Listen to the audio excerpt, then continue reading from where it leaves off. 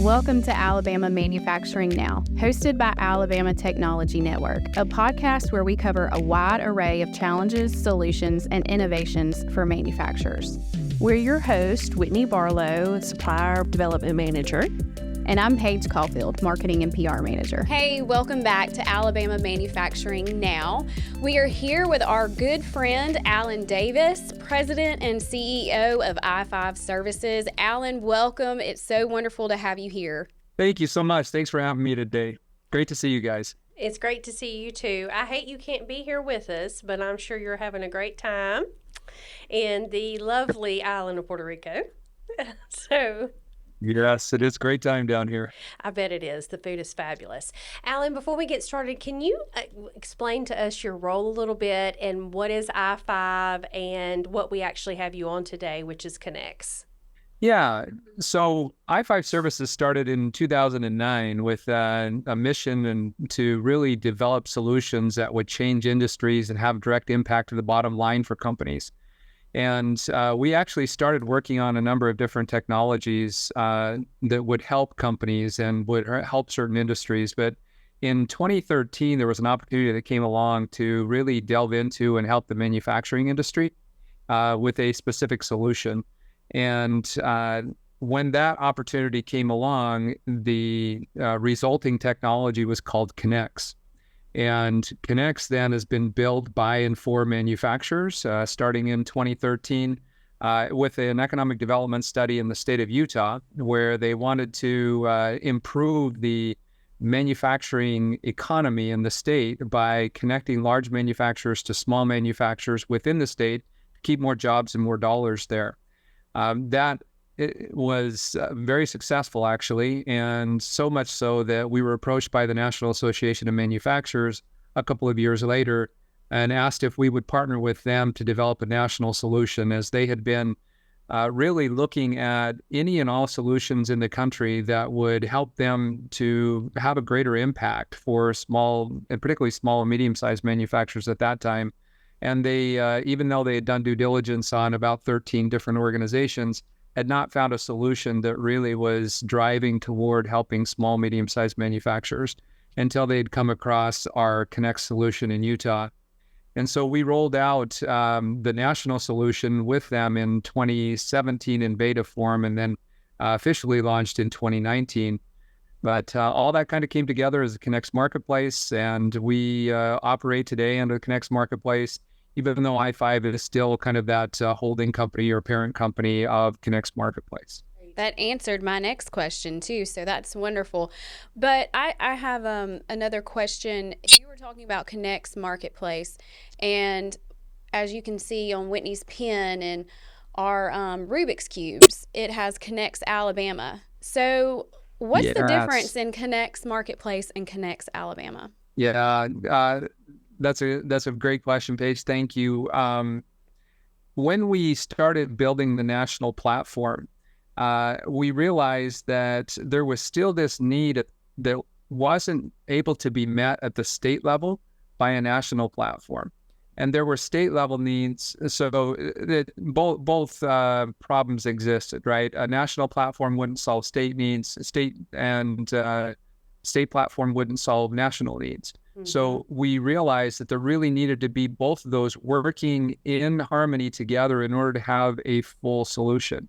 A state-level solution that allowed states to be able to focus on the nuances, the differences, and the needs at the state level and even down into the local level, but having all that tied to a national platform so that as the need arose, a manufacturer could start and search local first, because we wanted to enable and empower them to be able to find capabilities local first. But in the event they were unable to find those local capabilities, be able to quickly expand and find the capabilities across the country. So that's the difference between the two. Is, Connex Alabama, such a great platform that you have there to help your manufacturers in the state, and tied to that national Connex Marketplace platform.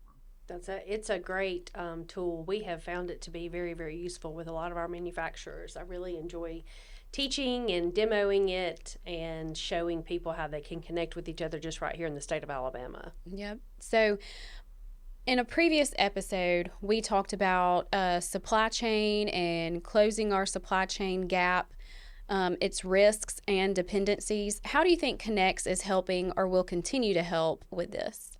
Yeah, so and that baits a number of different responses. So I'll try to I'll try to limit this. We have to, time, Alan. Good. But I'll try to see if I could get directly at that by really kind of explaining at the higher level what the manufacturers requested from us when we started the platform. So when the platform was started, we brought together about 40 manufacturers from around the state of Utah. These were large, medium, small-sized manufacturers. We met together in a conference room for 4 hours every other Friday for 4 months. And we sat down and hashed out, why did we need a platform? Why did they need a platform like this? What was it that was missing? And why didn't they use existing solutions like Google or ThomasNet or MFG.com or any of the SAM.gov, DMB, a host of other solutions that they had available to them at that time? And they came back to us and said, in fact, one of the manufacturers' responses has stuck with me over all the years, because they said, Alan, you can't go to any of those solutions and find all the woman-owned plastic injection molding companies in the state. It just doesn't work. Google would never return that kind of result. And each of the other platforms, they have different missions, different things they're trying to accomplish, but it doesn't necessarily allow us to find a manufacturer based on what they're capable of doing. So they said, what we truly need is we need a platform that will allow us to search and find and connect based on capabilities. But we need to not only connect the ecosystem, but we also need to secure it, because we're battling all kinds of challenges with cybersecurity issues and all kinds of problems with making sure that we have a sustainable and efficient supply chain, because part of the challenge that was happening even back then, even prior to the pandemic, it was challenging for manufacturers to find the guy down the street. And I'll just share a quick example with you. One of the large manufacturers that participated in those early workshops had a very large contract that they were going to award to a manufacturer overseas, because they said they couldn't find the capability in the US. And so after a lot of searching and some exhaustive work on the part of their buyers, they came back to us and said, we finally found one company on the East Coast that could potentially do this, but it's really not the right fit for us. And at that point in time, we had a prototype put together. And so we said, okay, let's at least run a search and see if we can help you find anyone in the state, because you want to be able to source local first. Well, 2 miles from their facility was the exact company they needed. Wow. They just had no idea that they existed. And so when that eye-opening experience happened, I think everyone started to realize it's true. We can't really see our U.S. manufacturing capabilities very well. It's very, very difficult for us to find them.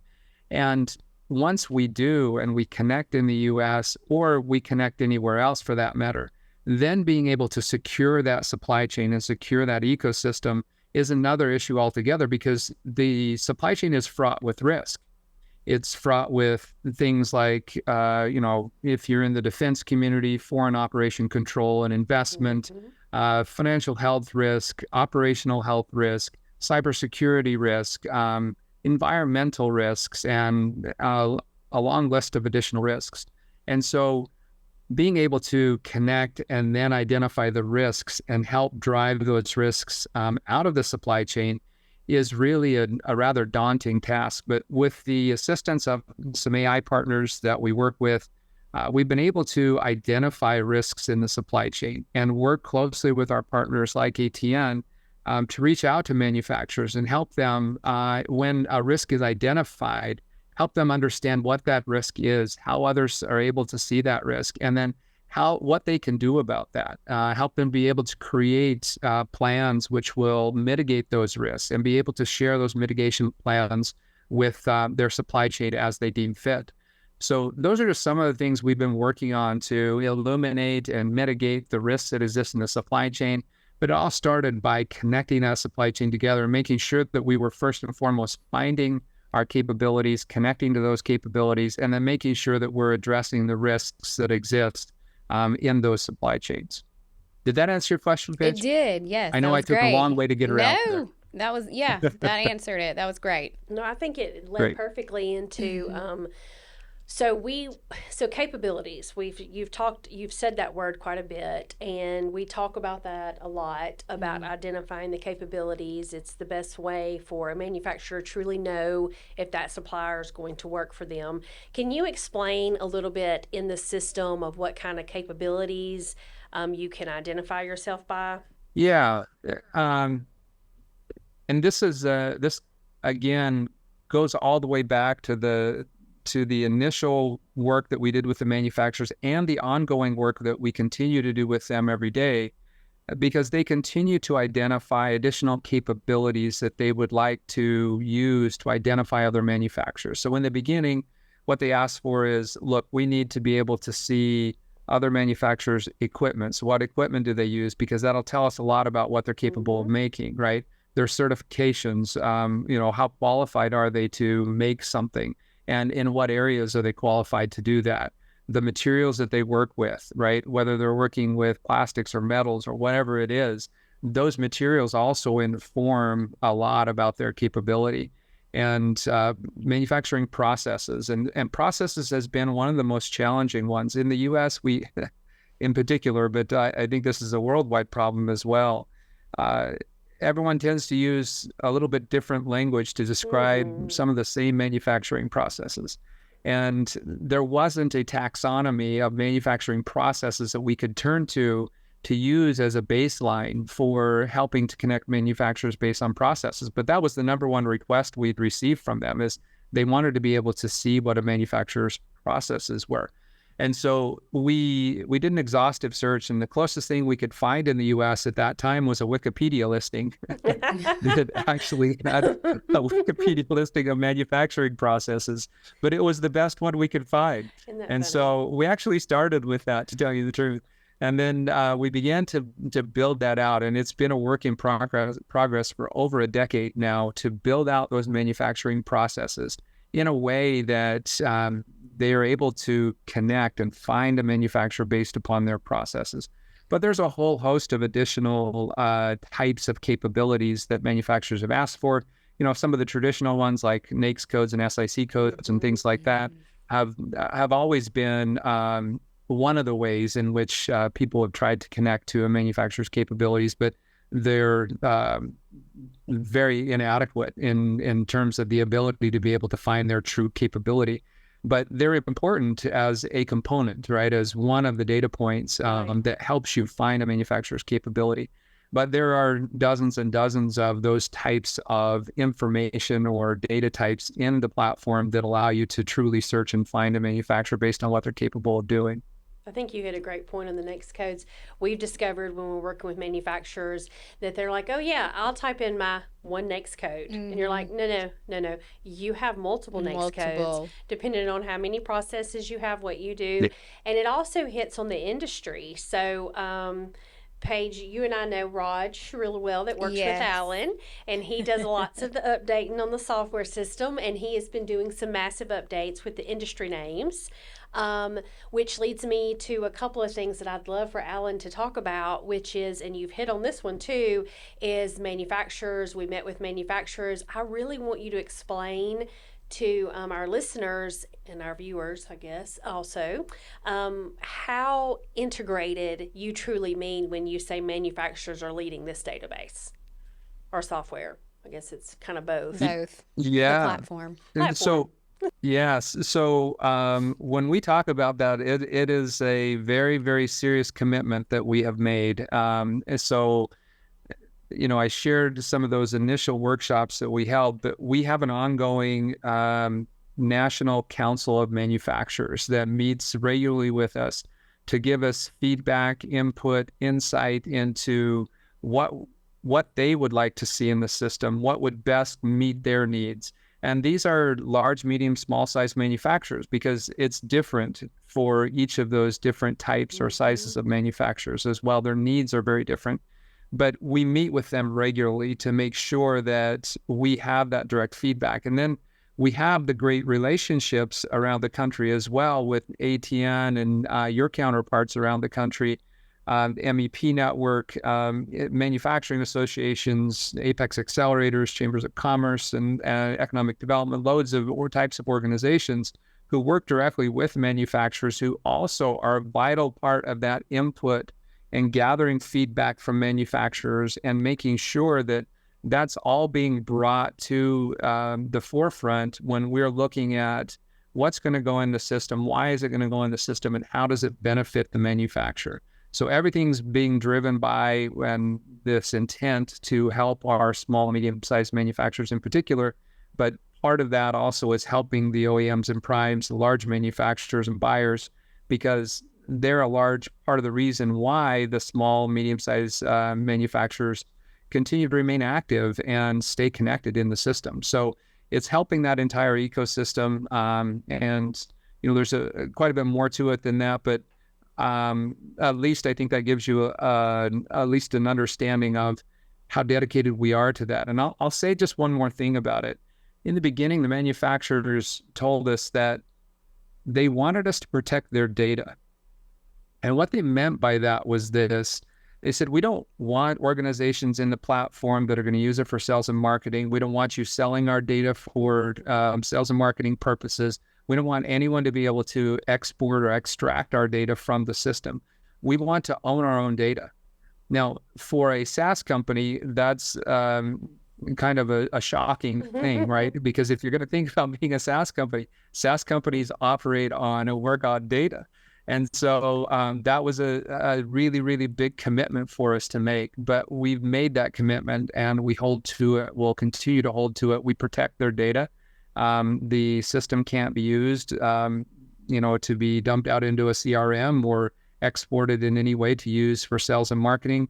We're very, very careful about the manufacturer's data, and that's allowed them to trust us and to provide that data that doesn't exist anywhere else. So that capability data we talked about earlier, there are many of those data points that you can't gather from any publicly available source. It's really the manufacturer's data, and they own it, and they can pull it out at any time.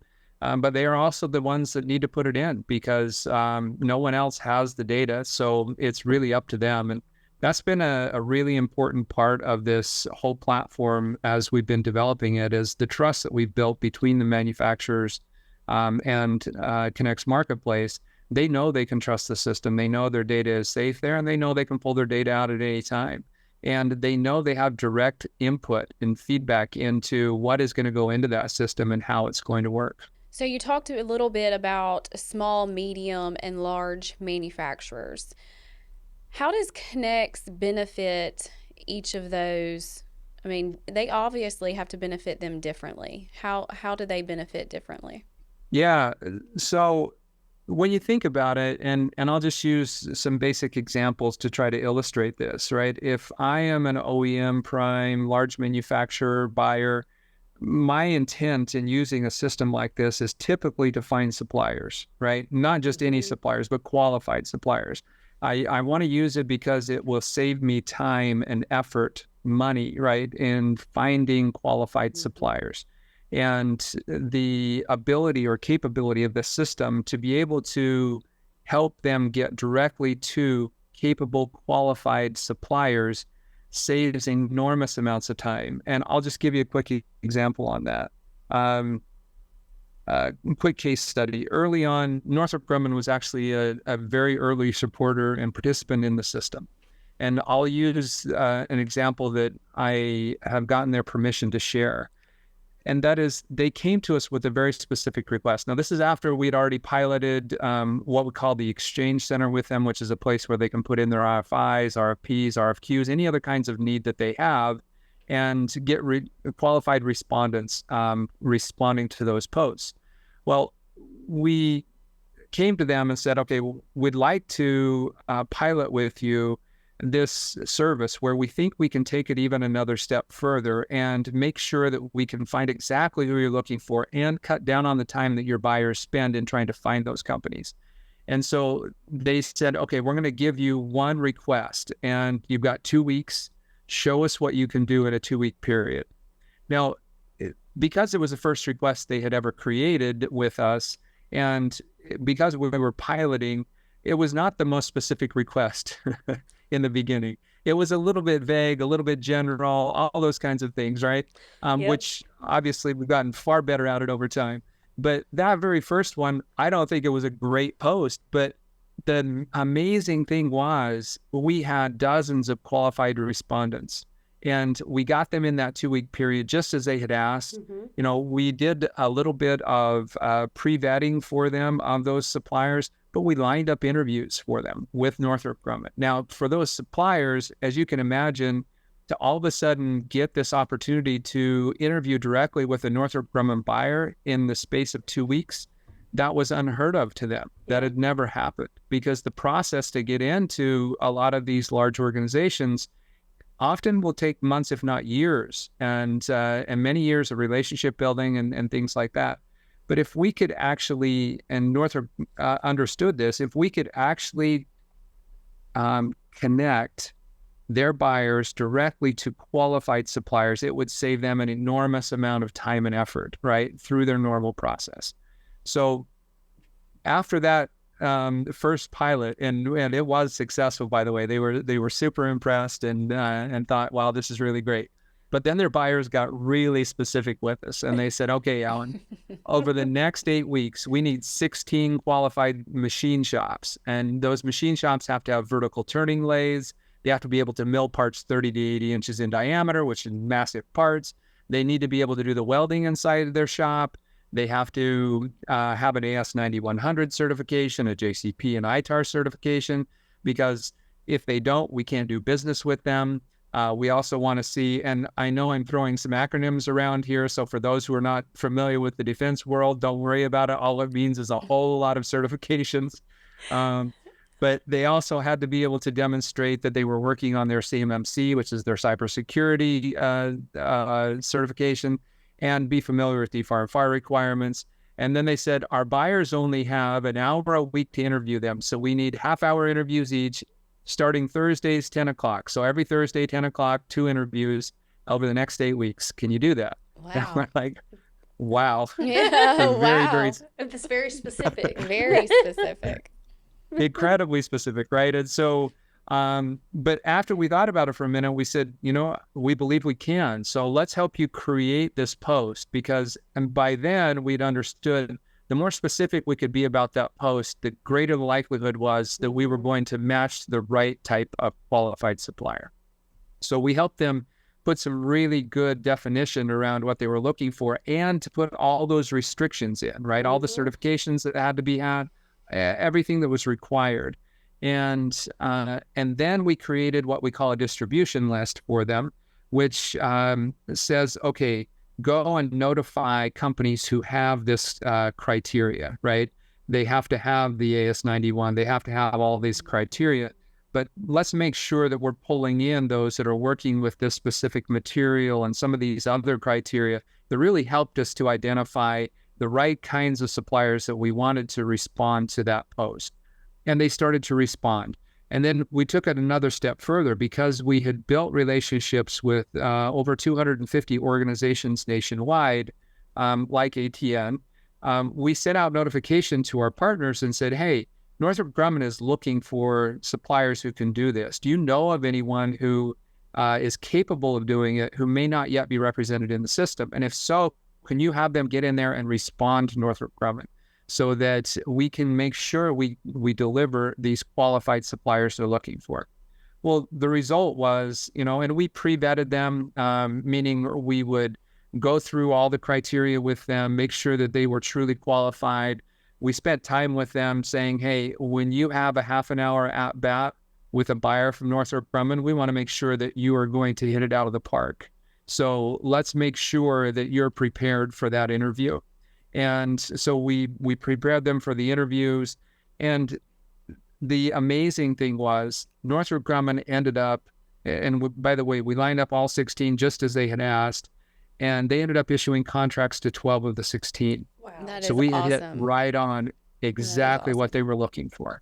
That's fantastic. It was amazing, right? So, and something that had never happened for Northrop Grumman before. So they came back to us and said, okay, Alan, we're going to be honest with you now. We needed way more than 16. We just didn't want to overwhelm you. And so we need two things from you. First off, we want you to train all of our North American buying groups to do the same thing that we're doing here. And we would also like you to continue to look for more shops who have these capabilities for us. And that brings me to the other half of your question, Paige, around how does it benefit the small mediums? And if we take and flip that and look at it from the other side, when we started to look for other qualified suppliers, we looked concentrically out from the facility where Northrop Grumman wanted to have those suppliers provide services or products to. And which for some of their facilities, that's a really difficult thing because a lot of them sit in the middle of nowhere, right? And they're not intended to be close to a lot of places. So, but as we started to search, we found this great little company in rural Wyoming, of all places. And they had tons of capability. They had exactly what Northrop Grumman was asking for, but they lacked an AS9100 certification because they had been working in oil and gas. They had never done any defense work before.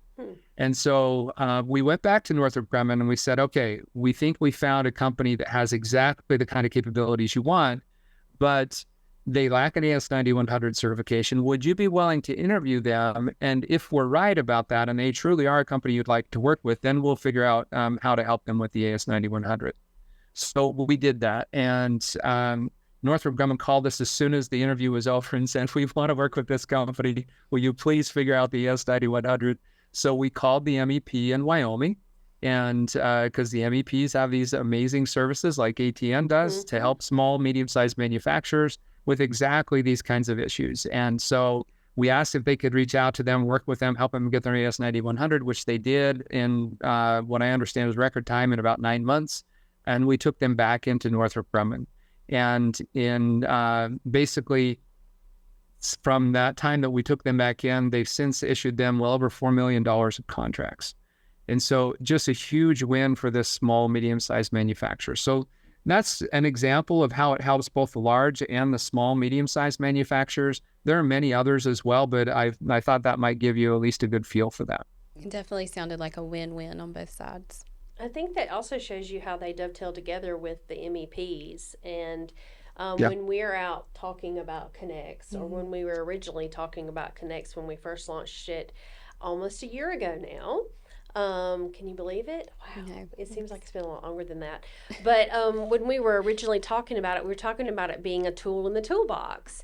And that's just another tool to add to it. And that story really demonstrates that from both perspectives. Speaking of tools and toolboxes, one of the big tools that I know like Main Streets have is the shop local, buy local concept. And we forever thought, oh, well, that's just live in a small town, keep your small town going, buy local, shop. And you're thinking about, like what's on clothes, etc. But I think that's also a big thing that manufacturers have begun to start adapting in this, especially after all the disruption from 2020, and that it's really not started back up. And some places, some industries, it is kind of running a little smoother, yet some are still, we just have so many volatile hot pockets in the world that trigger a lot of supply chain issues. So in saying all that, how does Connex help you with that shop local, buy local mindset for a manufacturer? Yeah, as you think about the platform itself, right? It was intended initially to be an economic development tool to help manufacturers source local first. And so the whole basic premise of the platform is based on that, right? It's about being able to find the guy down the street who has those capabilities. And it really is designed to first and foremost help you find those that are closest to your facility. And you want to make sure that if it's at all possible, right, you're able to find those sources close to. So you start thinking about a lot of the macro type conversations that go on around, the carbon footprint and supply chain disruptions and, loads and loads of those things, right, which are solved if you're finding that capability close to your facility, all of a sudden your carbon footprint comes down, your supply chain disruptions go down, you start solving a whole host of problems, and you really do achieve this shop local type of thinking, right? Because you're truly sourcing from the location closest to your facility. Yeah, I also didn't. We have a company here in Alabama that used Connex in a way that I thought was pretty ingenious, and you might have had some others around the country do this as well. They're using it as a to build kind of like a consortium of just a community of manufacturers in one location. So if these are small to medium manufacturers, obviously they couldn't answer one contract by themselves for a large OEM prime. And for those that don't know, OEM and primes are the same things, used interchangeably depending on what industry you're talking about. That is your end manufacturer, your main company that puts the automobile part together or puts the plane together or manufactures the very end product. That's what we're talking about. But so I thought that was a really great idea. So their concept is they answer, and they did it off of a workforce issue. So Connex just isn't about supply chain. They had a piece of equipment that, y'all know the name of the game. They pay you 25 cents more, you're gone to the next company. They had a piece of equipment they couldn't keep an individual running because that individual, as soon as they got trained, moved to another location. And they sourced out that actual part that was being made on that piece of equipment of a contract they had. In that, they realized that they could create this community within an hour's drive of them, and then they turned around and started answering bigger contracts and almost became like a general contractor and was sourcing out. So they were the main spot and they were sourcing it out, and I thought that was such a brilliant way to use the platform. Never would have thought of that. Never would have thought of that. Yeah. It is. It's a great way. And, I love to see those innovative ways in which the manufacturers use it, because the more they tell us about what they need, the more we start to understand the problems that they're truly solving, like that one, right? I mean, if you actually were to go and look at, let's use China as an example, right? The way China put together manufacturing, because when we as the U.S. pushed so much of our manufacturing over there, they were able to be very intentional about how they set it up. So you would see manufacturing facilities located right close to each other, where a part would go from one facility to the next, right in the same, on the same street. But they had it co-located close, right, is the concept. And then we started, there's a great Wall Street Journal article about Bath and Body Works, and they started to look at this life cycle, the journey of a bottle of soap, right, from Bath and Body Works, and how their bottles were manufactured overseas and then product in a different facility, and how those finally came together someplace where they were put together, and then labeling and packaging and shipping to stores. They would start looking at the total production, both cost as well as duration, right? And the disruptions that were inevitable in that process. And they said, this doesn't make sense. We should have everything together. And they actually set up a manufacturing plant, an intentional plant here in the U.S. And it was 2 or 3 different facilities. I can't remember now. It's been a couple of months since I read the article, but they co-located the buildings right next to one another, so in that same fashion, and they can produce a bottle of soap in like no time at all. I don't remember the exact timeline, but it cut months and months and months of time out. And if they had a production problem, they could address it immediately. Anywhere in that supply chain, it's literally within the same compound. They can address the issue.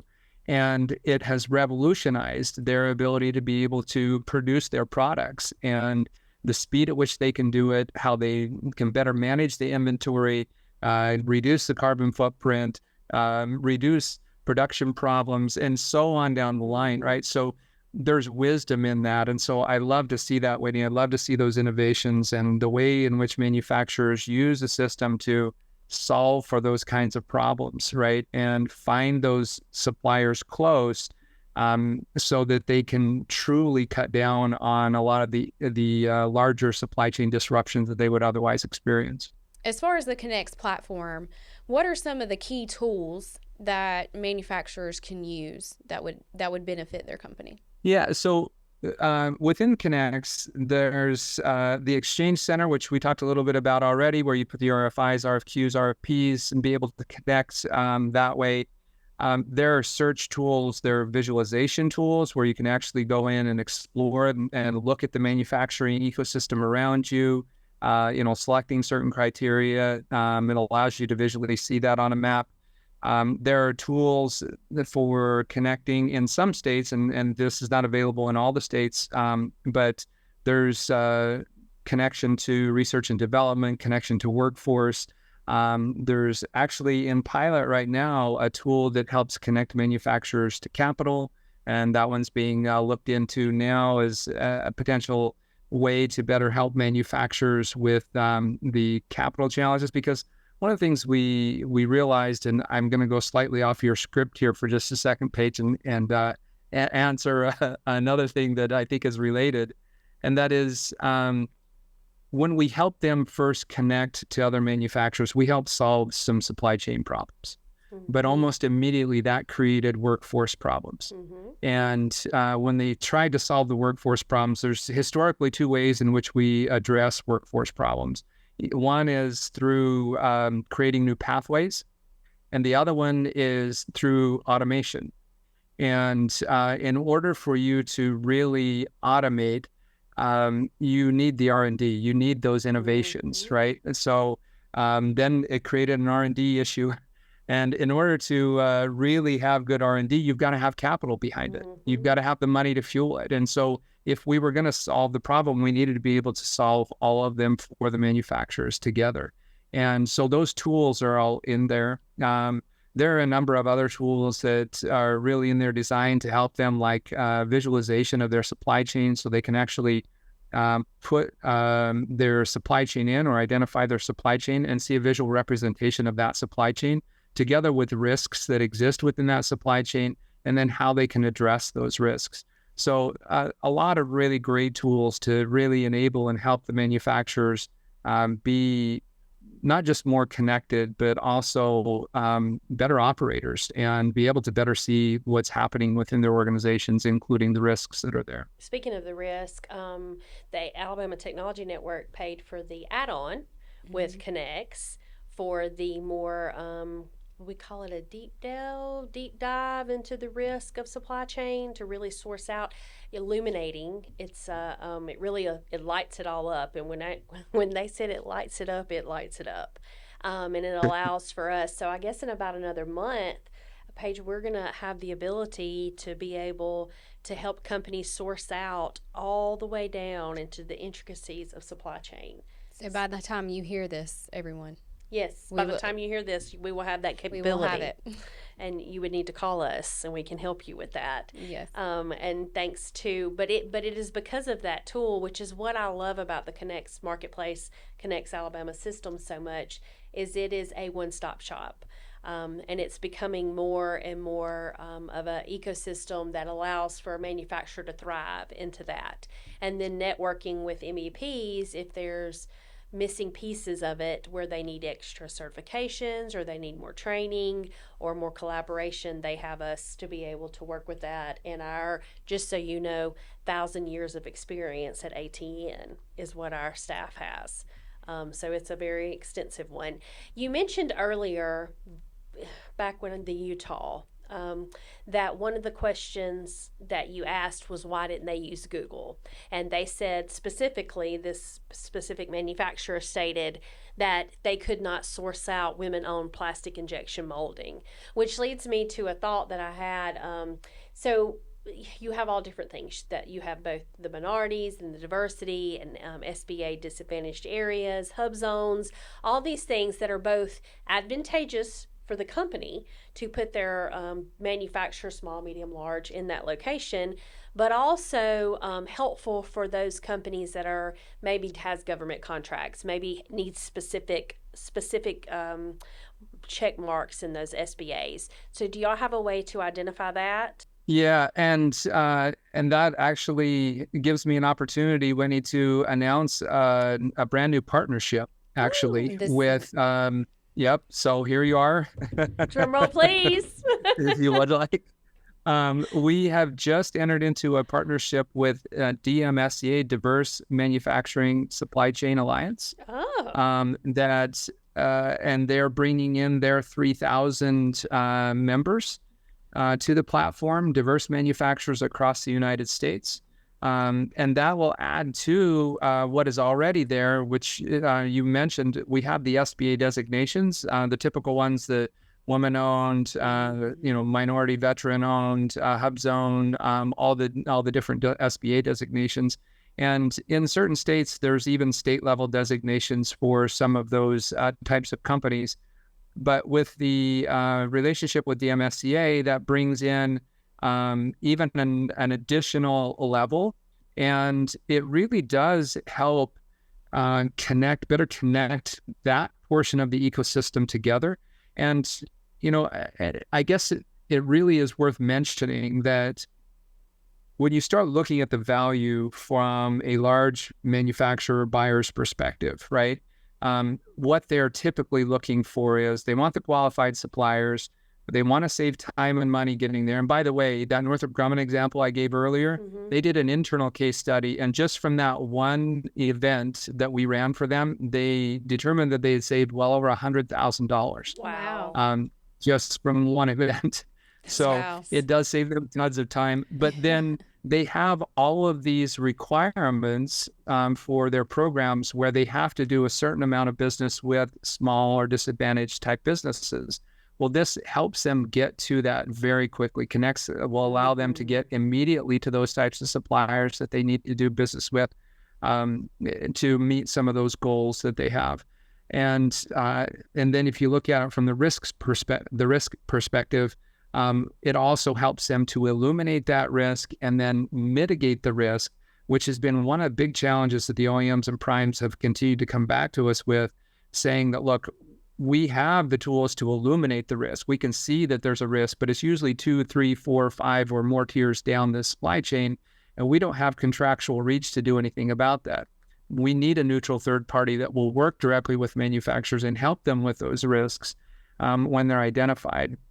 And so Connex really gives them that ability to do that. They can make a request because they know that a risk exists down the supply chain and just request that it be addressed.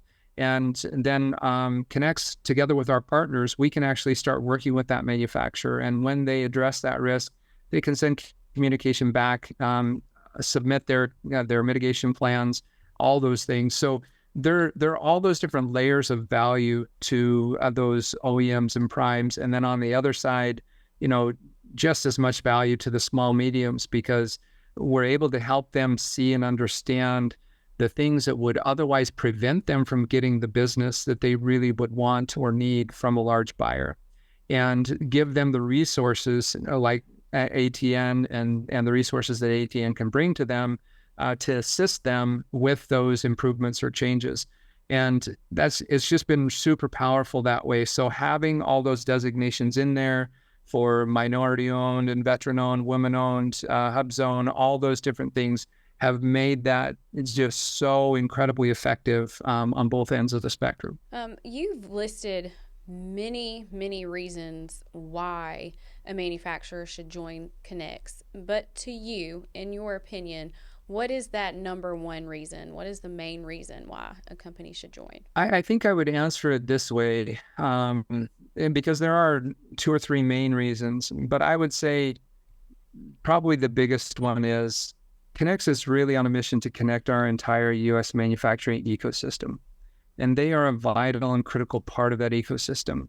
And their capabilities need to be able to be seen and found by others in the U.S.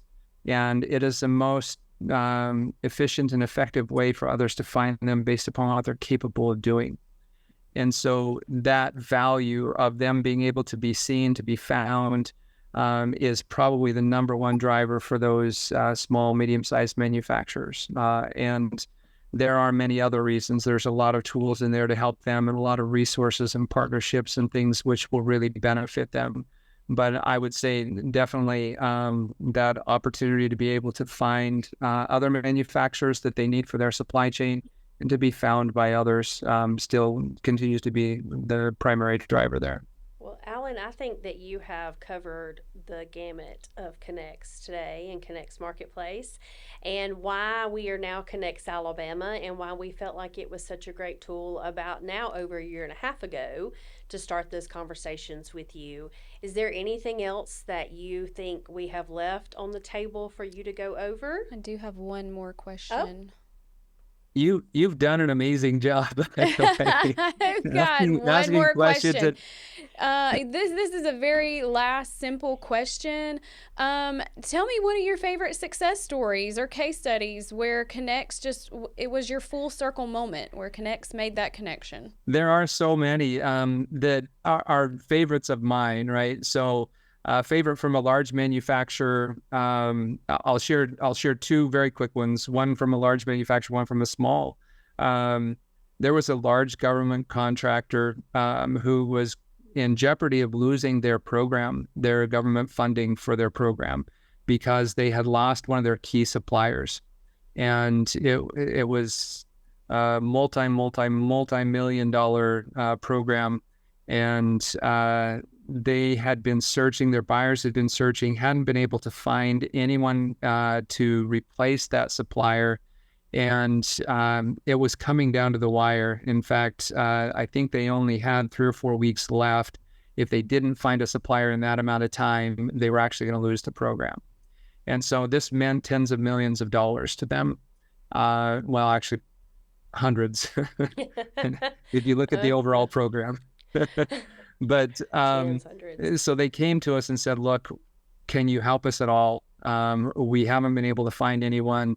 Literally within 3 days, we had a list of qualified suppliers for them. And they were able to reach out, do the vetting that they needed to do, get a new supplier in place before the timeline expired, and were able to keep the program. So it had a huge impact to them as a large manufacturer, and just a great win. When I look at it from the small, one of the success stories that sticks in my mind, there's this small shop in northern Texas that, and they're one of the most outspoken proponents of Connex that I've heard, but they go around talking to everyone about Connex because after they'd come into the system, they had been paired up with a couple of very large opportunities, one which they won and another one which they didn't win. But the way they share it with us is this. They said, we saw the opportunity come in for doing business with these two companies that we'd never done business with. One of them was a government contractor. Another one was in the, semiconductor industry. And they said, and they won the one in the semiconductor industry. But they said when that came in, we were immediately in touch with buyers. Within 3 days, we were in meeting with their buyers, and we were able to provide them a proposal and get a contract in record time. It happened so fast. We were shocked because we spend typically months, if not years, working on these relationships to try to get in and actually get a contract. He said on the other one, it was a defense contractor, and we didn't end up winning that one, but we got the at-bat. We'd been trying to get the at-bat with that company for 3.5 years and had never gotten a chance. Wow. And in 3 weeks, we had not just the at-bat, but we developed a relationship with buyers there that we know and it's going to net us business in the future. So whether they got the business or didn't, it was incredibly valuable to them. They could see the value of the connection in the platform. And I think those are some of my favorite success stories because it really shows what an impact it's having to the manufacturers. And that's what it's designed to do. Well, thank you, Alan. It was so good to see you, and thank you for your time being with us today. We appreciate it so very much. Whitney, anything I had to left? wave at him. Anything? I know. I hate you can't be in person with I know. us. No, I don't have anything, but I think you said it perfectly. I think Connex gets you to the at-bat, and you get the opportunity to swing. For sure. So thank you so much, Alan, for coming on today. Thank you, guys. Thanks for having me. Really, just if I can say in closing, what an amazing job you do in Alabama with your manufacturers.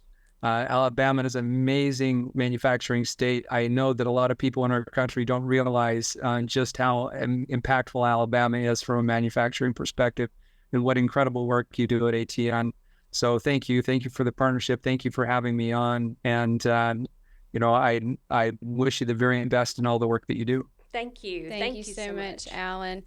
Be sure to like, follow, and share on all social and podcast platforms. And we will see you next time, guys. Thanks so much for watching. All right. Bye.